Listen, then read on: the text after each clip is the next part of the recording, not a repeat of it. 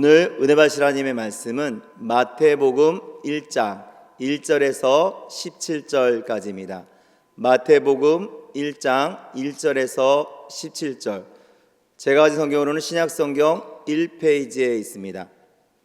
다 찾으셨으면 대표로 봉독하겠습니다.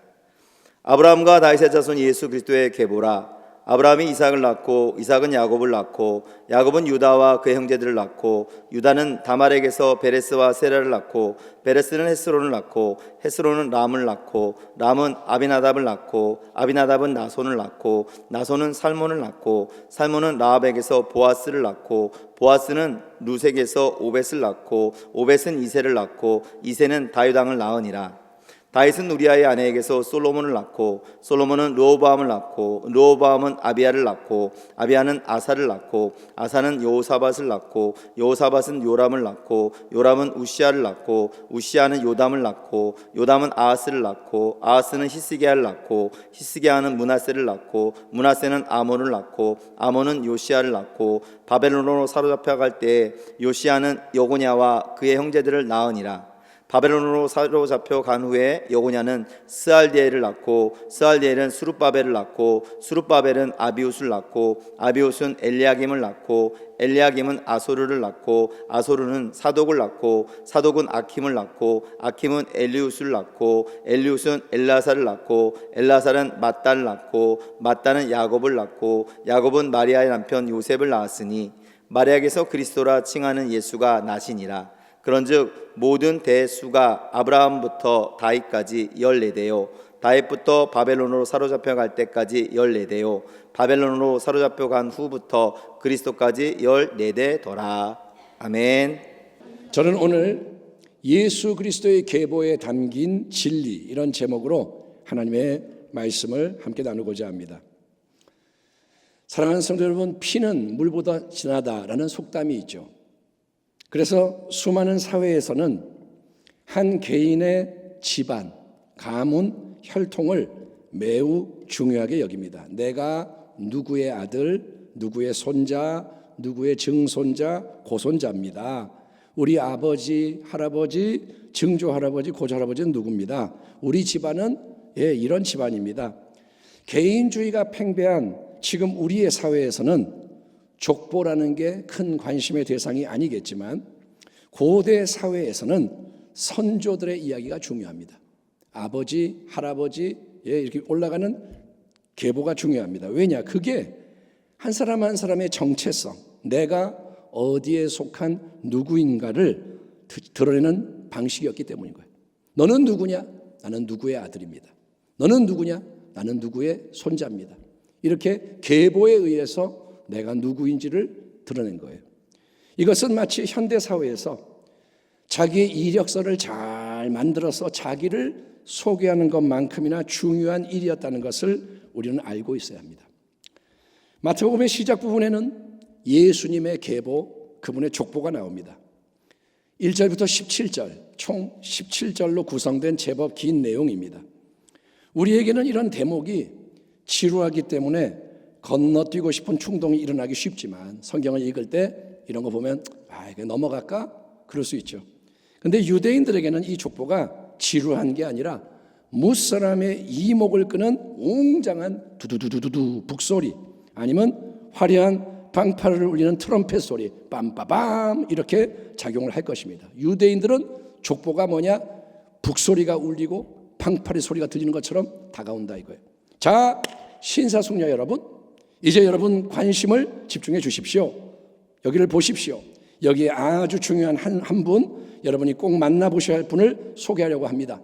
Ladies and gentlemen, attention. 보세요. 이목을 끄는 거예요. 길에서 퍼레이드나 축하 행사가 있으면 사람들이 우르르 몰려와서 구경을 하게 됩니다.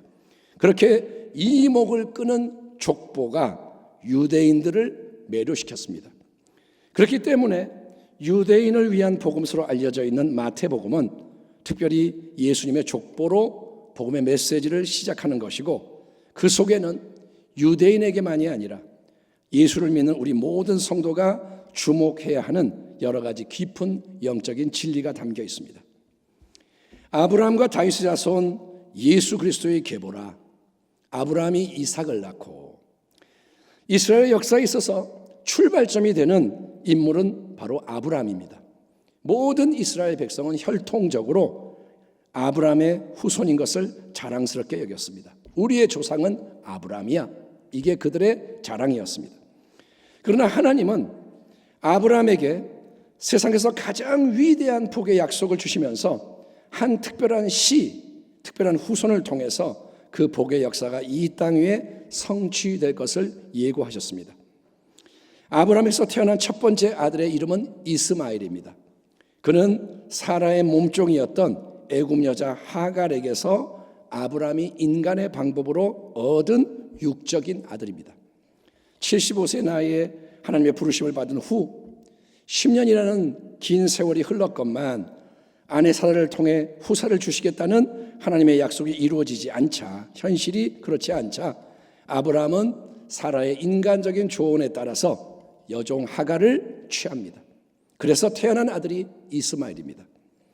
그러나 이스마엘은 하나님이 원하시는 약속의 아들이 아니었고 그로 인해 아브라함의 인생과 이 세상 역사 속에 많은 문제가 발생하는 것에 주목해야 합니다. 여러분, 하나님의 뜻을 따르지 않고 인간의 생각으로 행할 때, 하나님의 말씀이 있는데 그게 안 맞다고 인간의 방법으로 할 때 우리는 불필요한 고통을 자초하게 되는 것입니다. 이후에 아브라함은 100세가 되었을 때, 사라의 나이가 90세였을 때 하나님의 놀라운 창조의 능력으로 절대로 임신할 수 없는 사라 할머니의 태를 통해 이삭, 웃음이라는 이름의 아들을 얻게 되었고, 바로 이 약속의 아들 이삭을 통해서 하늘의 수많은 별 같은, 해변의 모래 같은 많은 자손을 얻게 될 것이라는 약속을 확증받습니다. 하지만 여러분, 하나님의 더 깊고 오묘한 계획 속에서는 이삭이 하나님의 역사의 목적이 아니었습니다. 이삭은 더 위대한 아브라함의 씨앗, 장차 오실 하나님의 아들 예수님에 대한 모형과 예표였을 뿐입니다. 하나님은 아브라함과 그의 후손을 장대한 강력한 백성으로 만드시고 가나안 온 땅을 선물로 주시며 그들을 통해 땅의 모든 족속, 세상의 모든 민족이 복을 얻게 하실 것이라고 선언하셨습니다. 아담의 타락으로 인해서 이 땅 위에 시작된 저주와 파괴의 역사, 멸망과 죽음의 흐름을 뒤집어 엎는 새로운 복과 생명의 흐름이 온 땅 만민에게 임할 수 있도록 아브라함과 그의 후손을 통해 역사하시겠다고 말씀하시는 겁니다. 아멘. 이 땅이 저주로 덮어지고 죽음이 임하고 파괴가 임하지만 하나님은 이제 그거를 뒤집기 위해서 아브라함과 후손을 부르시는 거예요. 바로 그 위대한 축복의 새 역사를 온전히 이루기 위해서 하나님이 정하신 충만한 때에 드디어 이 땅에 오시는 아브라함의 참된 씨, 아브라함의 특별한 후손이 예수 그리스도다. 예수님은 온 세상 만민에게 하나님의 복을 가져다 주시는 복의 근원이다라는 고백이 아브라함의 자손, 예수 그리스도라는 말 속에 담겨 있는 것입니다. 따라합니다. 아브라함의 자손, 예수 그리스도. 그분은 복의 근원이 되시는 분인 거예요. 아멘. 아울러 예수님은 여러분 다윗의 자손으로 소개되고 있습니다.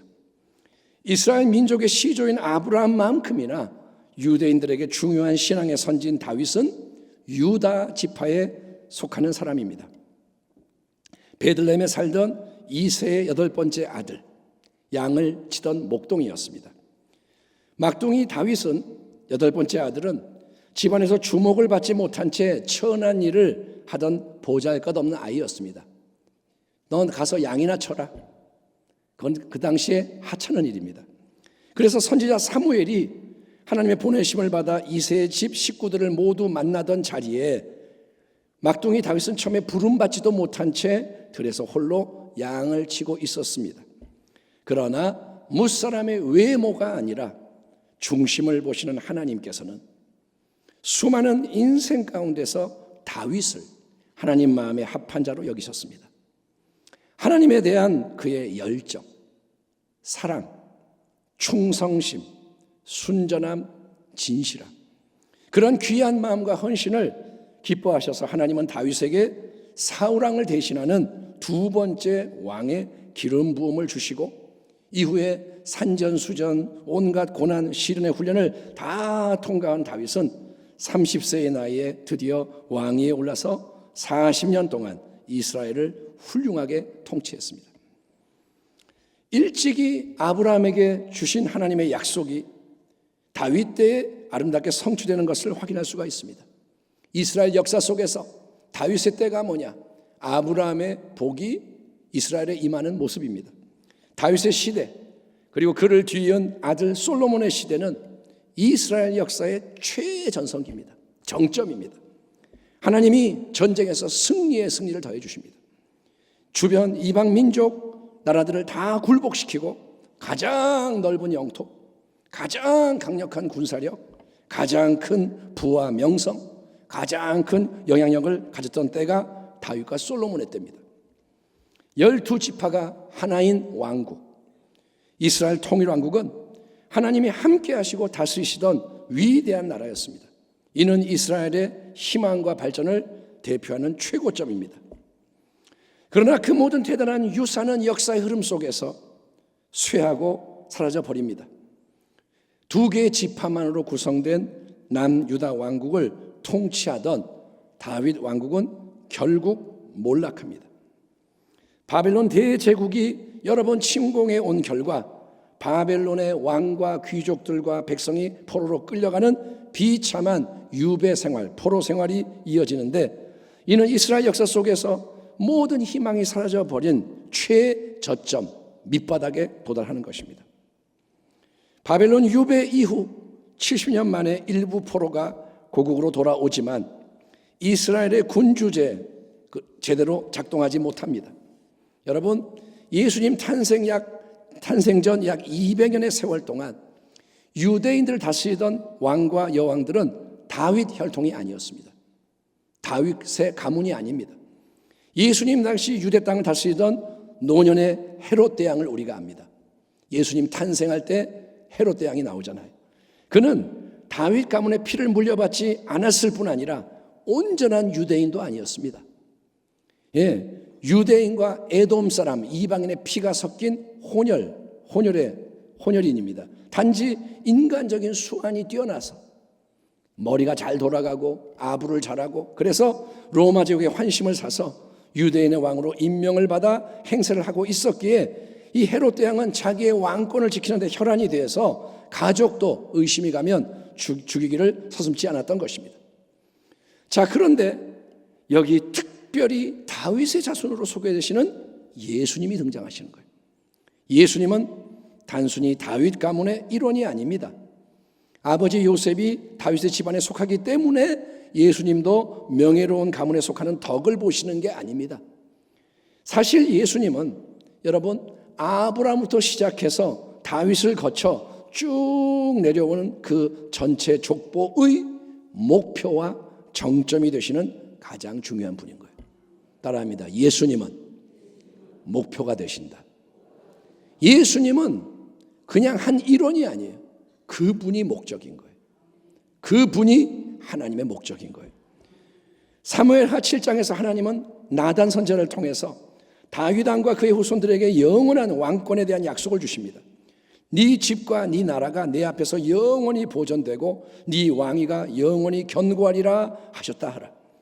비록 바벨론 포로 생활로 인해서 외적으로 보면 그 모든 위대한 약속이 물거품이 된 것 같았지만 하나님은 선지자를 통해 다시 회복의 약속, 소망의 메시지를 주십니다. 하나님은 말씀하십니다. 내가 다시 일으키리라. 내가 새 일을 행하리라. 너희는 이전 것을 기억하지 마라. 그리고 하나님은 드디어 하나님이 정하신 충만한 때가 이르렀을 때 무너진 다윗의 왕권을 회복시키시고 영원한 참된 왕으로서 이스라엘만이 아니라 이 세상의 모든 나라와 민족, 이 땅의 모든 인생을 다스리실 참된 다윗의 후손으로 그분의 독생자 예수 그리스도를 보내시는 것입니다. 위대한 다윗보다 더 위대한 다윗의 자손, 그분이 만왕의 왕 예수님이십니다. 아멘. 다윗이 위대하지만 예수님은 더 높으신 분인 거예요.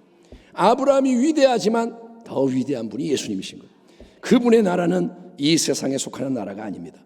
그분의 왕권은 쇠함이 없고 다함이 없는 영원한 왕권인 거예요. 따라합니다. 예수님은 영원히 왕이십니다.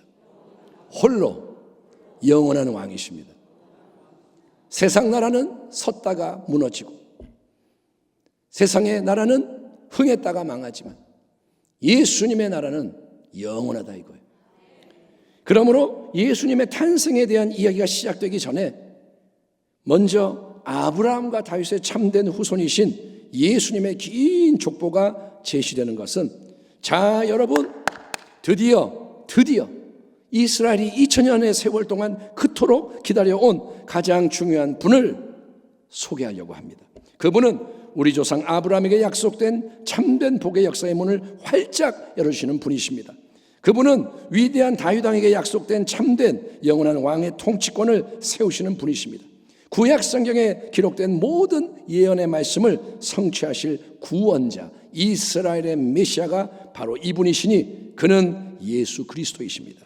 여러분은 모두 그분께 주목하시고 그분을 맞이하시고 그분을 경배하시기 바랍니다. 아멘. 장엄한 판파르가 울려 퍼지는 가운데 예수님이 진정으로 누구신지를 선포하고 있는 것입니다.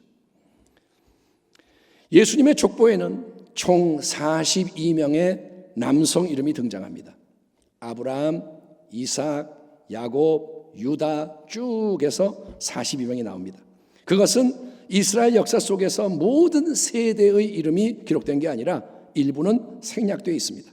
그래서 족보의 이름들은 14개씩 한 세트 그룹이 돼서 묶여서 총 3번에 걸쳐 차례로 배열되어 있습니다. 17절, 그런즉 모든 대수가 아브라함부터 다윗까지 14대요, 다윗부터 바벨론으로 사로잡혀 갈 때까지 14대요, 바벨론으로 사로잡혀 간 후부터 그리스도까지 14대더라. 그러니까 여러분, 처음에 14개의 이름, 아브라함부터 쭉 해서 다윗까지, 두 번째 14개의 이름, 다윗부터 쭉 내려와서 바벨론 유배까지, 그리고 세 번째 14개의 이름, 바벨론 유배로부터 예수 그리스도까지, 이 배열 속에서 부각되는 것은 아브라함, 다윗, 바벨론 유배, 그리고 예수 그리스도.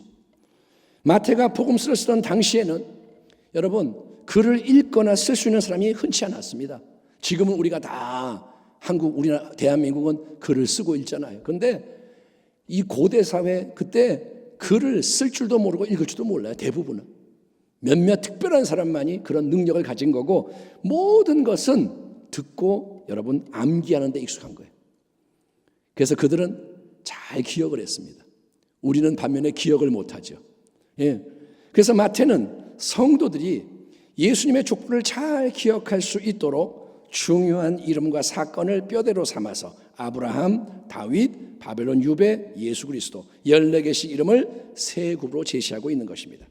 아브라함이 이삭을 낳고, 이삭은 야곱을 낳고, 야곱은 유다와 그의 형제를 낳고, 아브라함, 이삭, 야곱, 유다, 이 모든 이름은 단순히 소리와 글자가 아니라 여러분 파란만장한 각각의 인생을 의미합니다.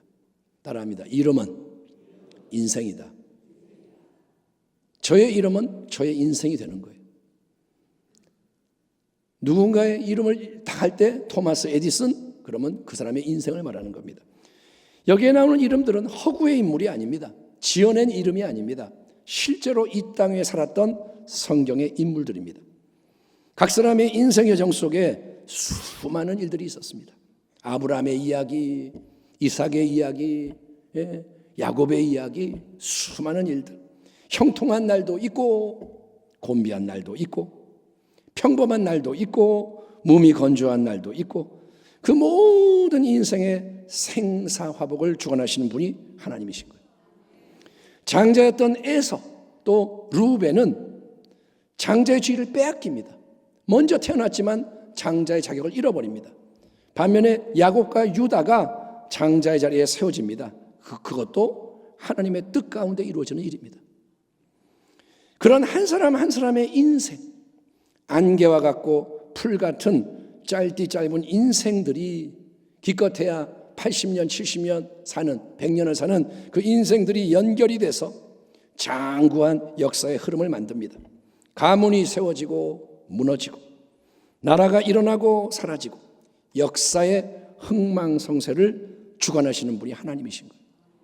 인생을 주관하시고 역사를 주관하시고 이스라엘 백성 가운데 우상 숭배가 만연하고 불법이 팽배하고 이방 민족의 압제 아래 바벨론 포로 생활을 하던 가장 비참한 때에도 비록 눈에 보이지 않지만 하나님은 살아계시고 함께 하시며 모든 것 배후에서 역사하시는 거예요.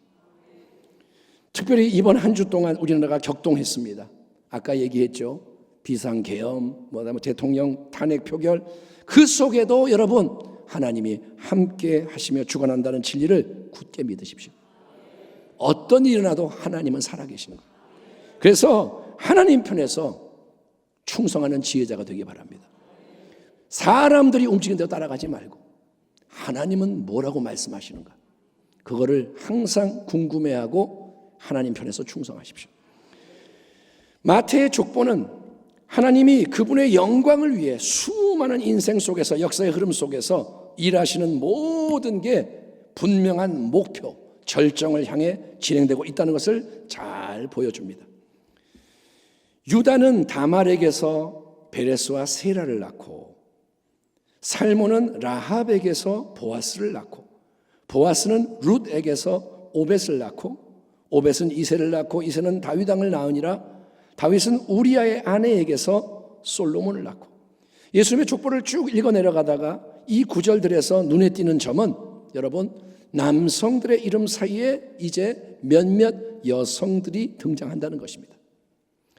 오늘날에는 여성의 인권이 많이 향상이 돼서 족보에 여성 이름 나오는 게 뭐가 이상하냐 반문할지 모르지만, 유대의 족보에는 원래 여성의 이름이 절대로 언급될 수가 없습니다.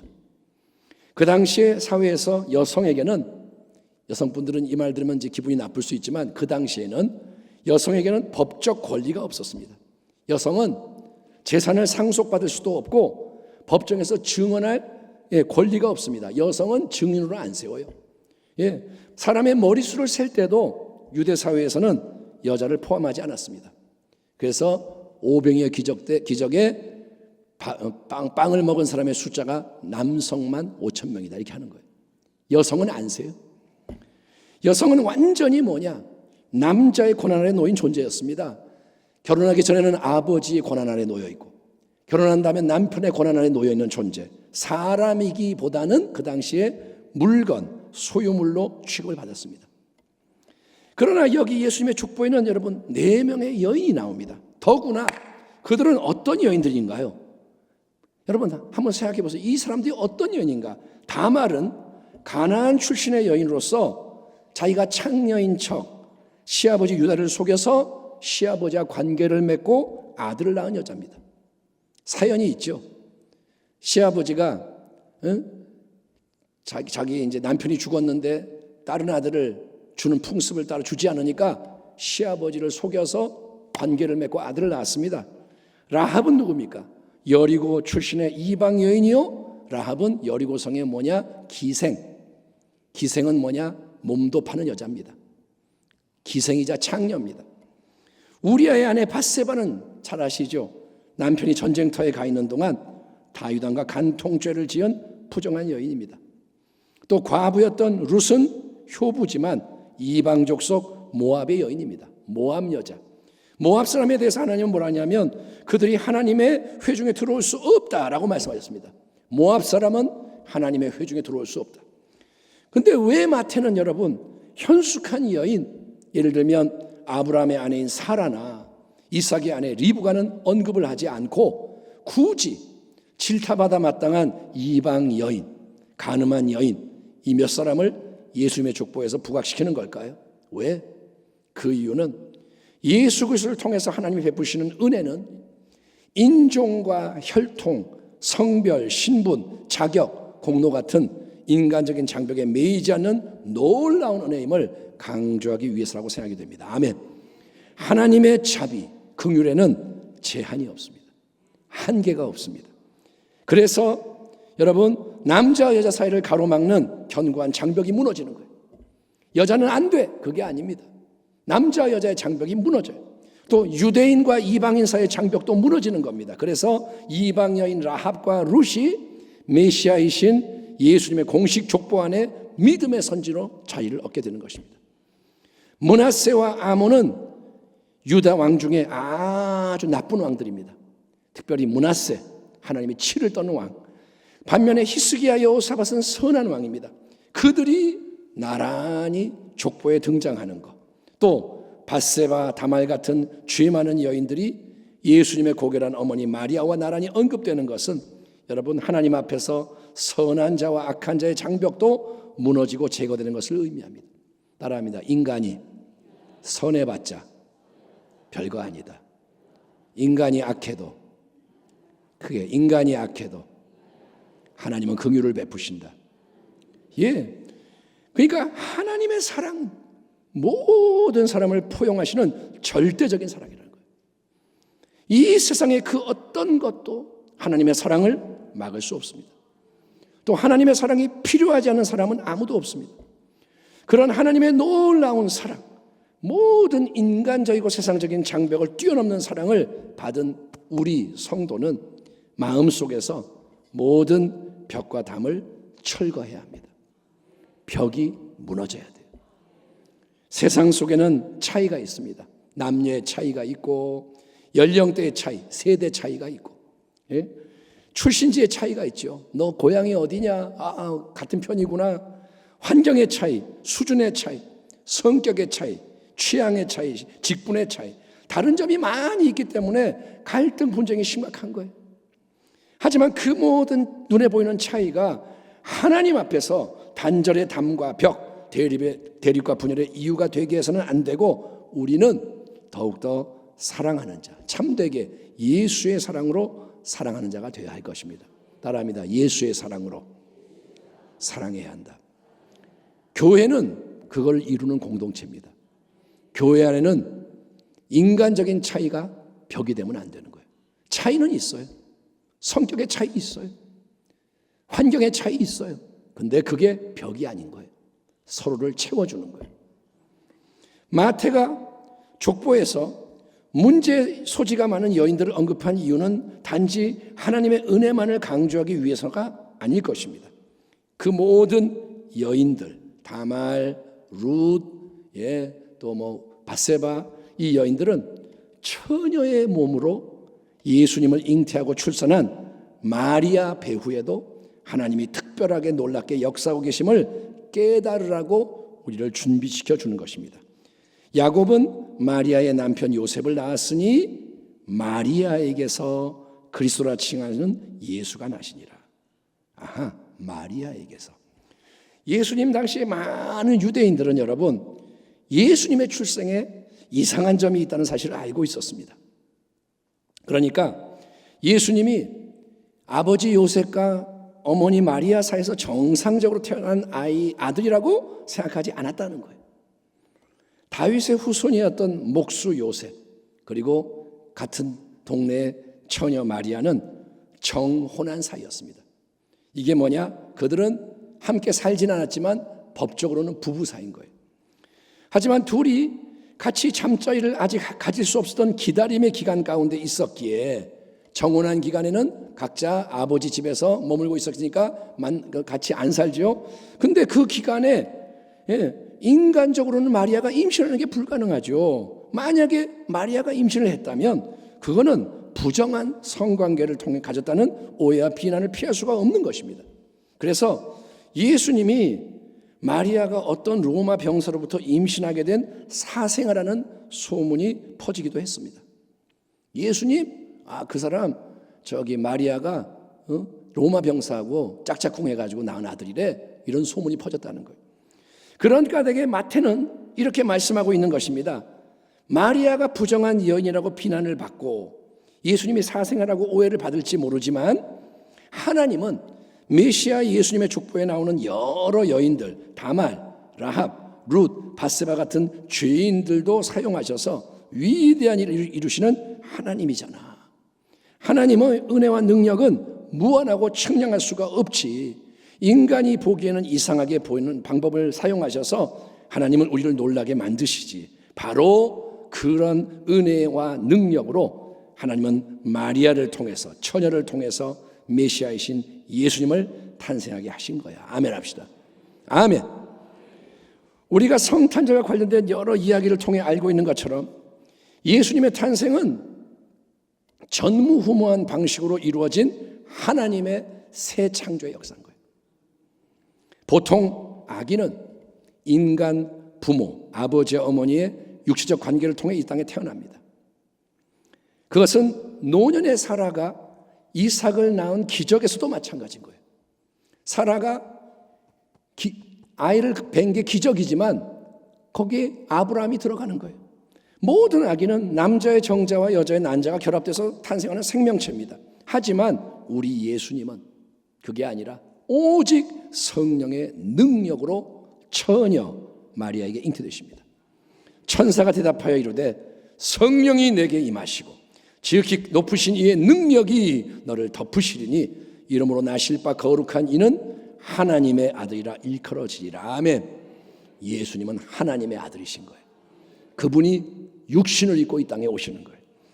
인간 아버지 요셉 대신에, 요셉은 법적인 아버지고 성령의 새 생명 능력에 의해 잉태되시고 탄생하신 예수님은 아담으로부터 파생하는 모든 죄의 타락한 본성으로부터 자유하신 분인 거예요. 예수님은 아무 죄가 없으신 분입니다.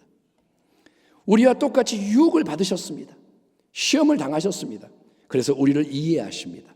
긍휼히 여기시는 거예요. 아멘. 그분은 참된 인간이었기 때문에 우리가 당하는 걸 다 당하셨어요. 우리를 아세요. 인간의 상황을 아세요. 하지만 예수님은 단 한 번도 죄를 짓지 않으셨고 온전히 하나님 아버지의 거룩한 뜻을 이루셨던 충성된 아들이신 거예요. 구약의 모든 내용은 한마디로 뭐냐? 예수님에 대한 약속의 말씀입니다. 그 약속이 하나하나 성취되는 것이 신약입니다. 예수님의 탄생은 오랜 하나님의 약속들이 드디어 성취되는 때가 도래했음을 알리는 신호탄입니다. 하나님은 그분이 말씀하신 것, 그분이 목적하신 것을 반드시 이루십니다. 하나님은 신실하신 하나님이세요. 따라합니다. 하나님의 말씀은 이루어진다. 그거는 변하지 않는 진리예요.